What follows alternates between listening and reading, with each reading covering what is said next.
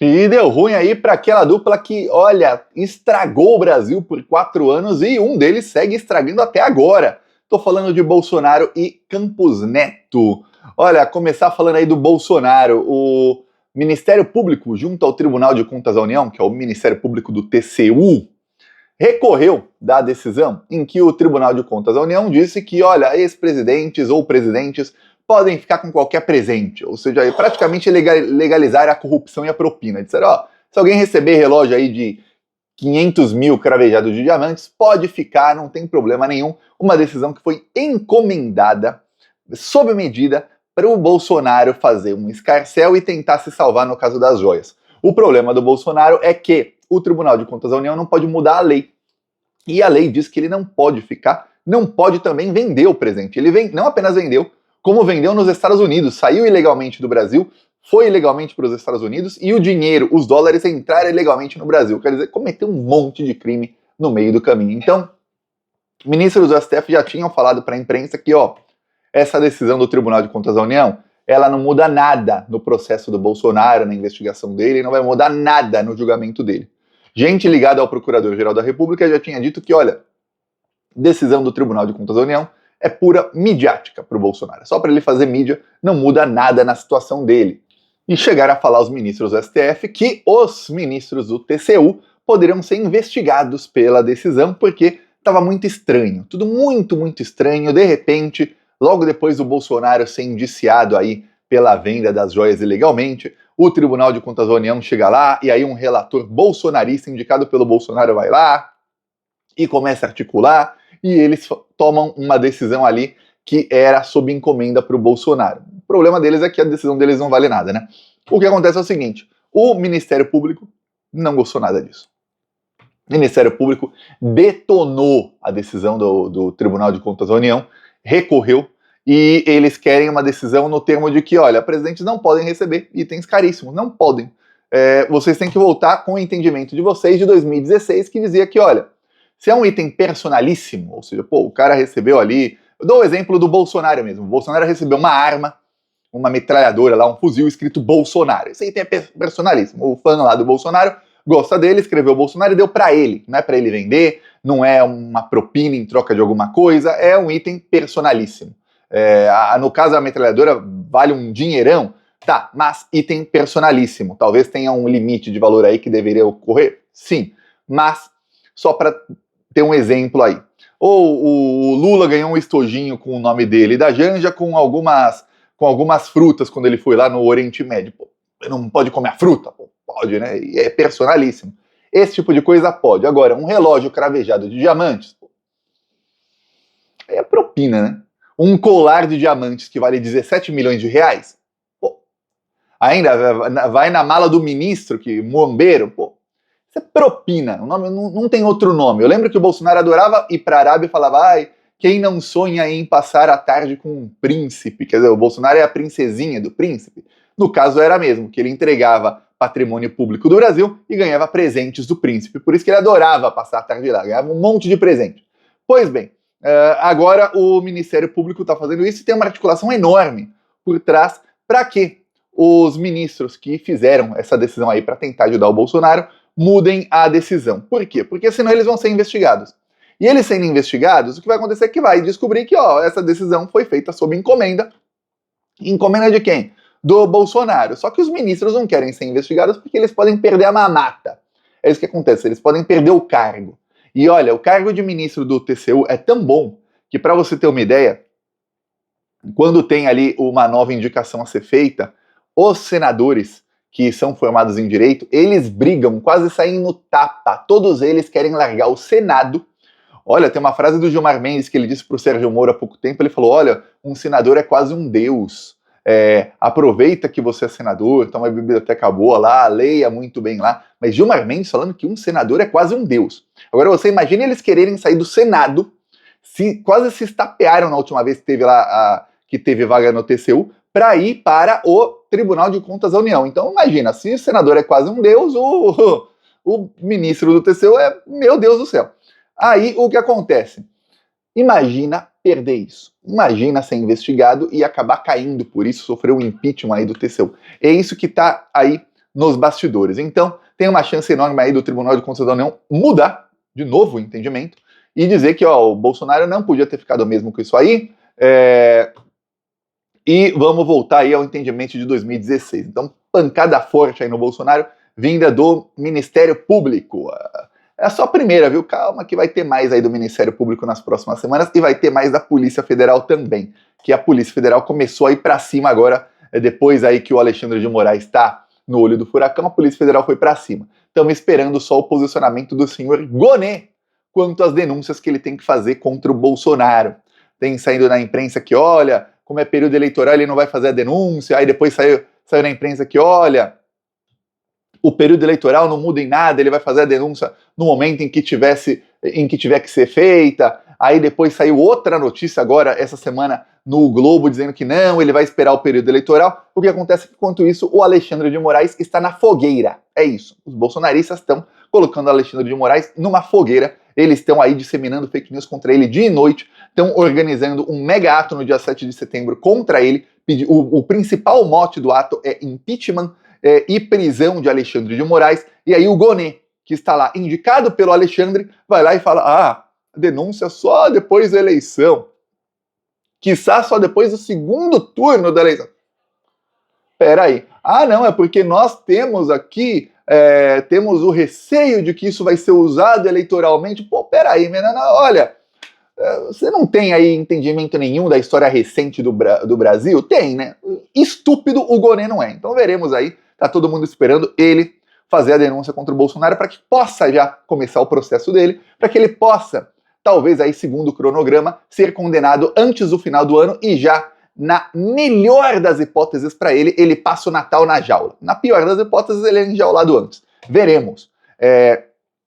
Enquanto isso, olha só, deu ruim também para o outro aliado do Bolsonaro, que é o Campos Neto. Já volto a falar do Bolsonaro aqui, que a situação dele vai piorar bem. Mas vamos aqui ao Campos Neto. O Campos Neto aí, eu estava lendo coluna na Veja, e a Veja é extremamente pró-mercado financeiro, extremamente pró-Campos Neto, tá aí fazendo campanha forte aí, lembre-se, a Veja pertence ao BTG Pactual, lá, o banco fundado pelo Paulo Guedes e tal.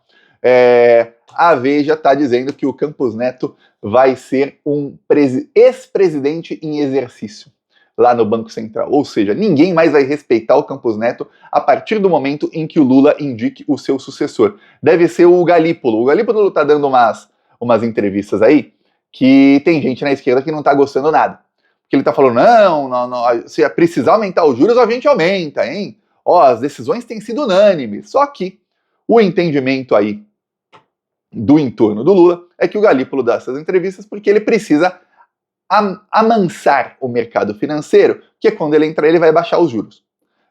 Nas entrevistas ele diz que tem que fazer o faça o que fizer, custe o que custar, para a inflação ficar embaixo da meta de 3%. Lembre-se, tem a meta de inflação é uma meta móvel. Tem a meta, o topo da meta e o mínimo da meta. Ele quer que fique em 3%, se tiver que frear a economia do Brasil, ferrar com muitos empregos, e aumentar os juros, a gente faz, que o importante é a inflação. Se a população tem dinheiro, se não tem, se estão pobres, se não estão, os economistas brasileiros são assim, o importante mesmo é a inflação, está na meta para os investimentos lucrarem mais.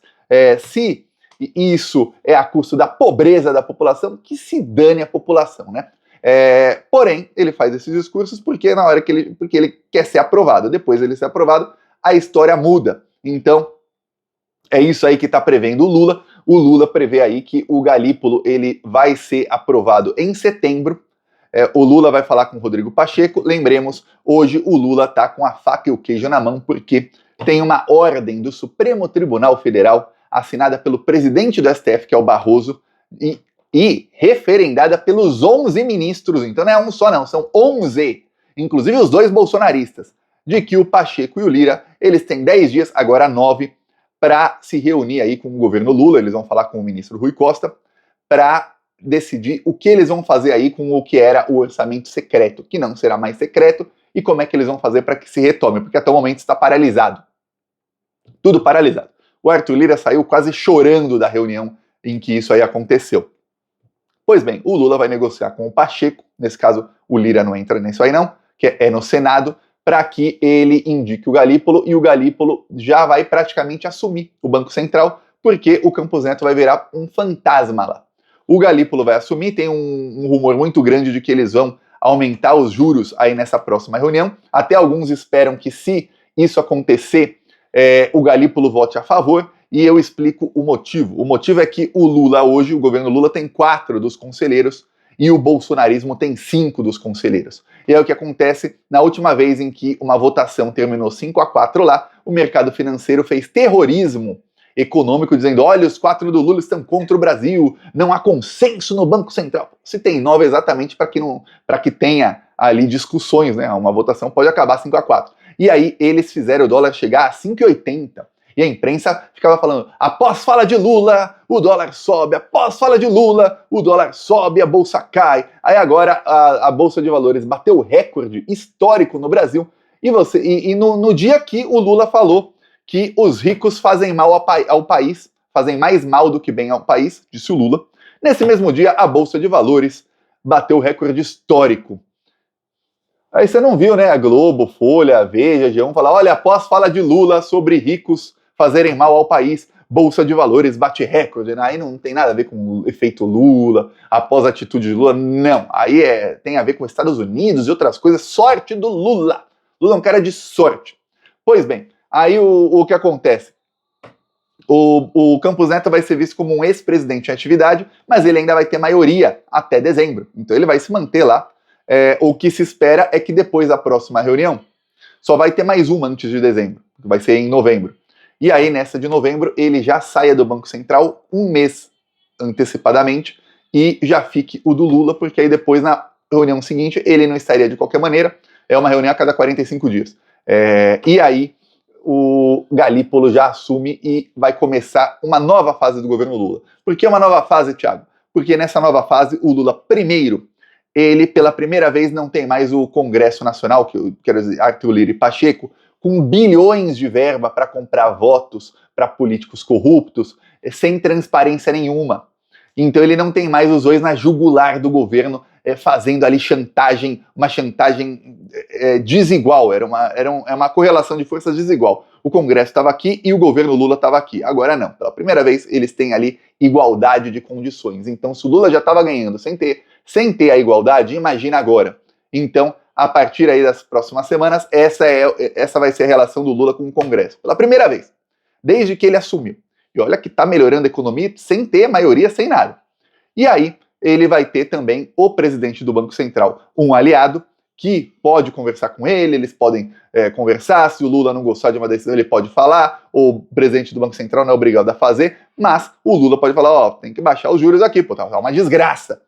Não é atuação técnica, então tem outros meios para conter a inflação que não seja só juros altos para dar dinheiro para banqueiro vagabundo e tirar aí 830 bilhões por ano do orçamento, sendo que falam que o Brasil está sem dinheiro, mas para pagar para banqueiro vagabundo tem 830 bilhões por ano. E você não vê um comentarista, é por isso que eu falo, a imprensa é canalha, não acredite, você não vê um comentarista, só o Renato Azevedo, de resto, na grande mídia, que chega e fala: olha, é uma vergonha enorme esses juros altíssimos, a gente está pagando aí bilhões e bilhões e bilhões por ano para sustentar banqueiro vagabundo. Ninguém fala isso, ninguém, porque se falarem sabem que no dia seguinte não estarão lá, serão demitidos. É isso, porque esses banqueiros pagam muito acima do valor de mercado. Aí o que acontece?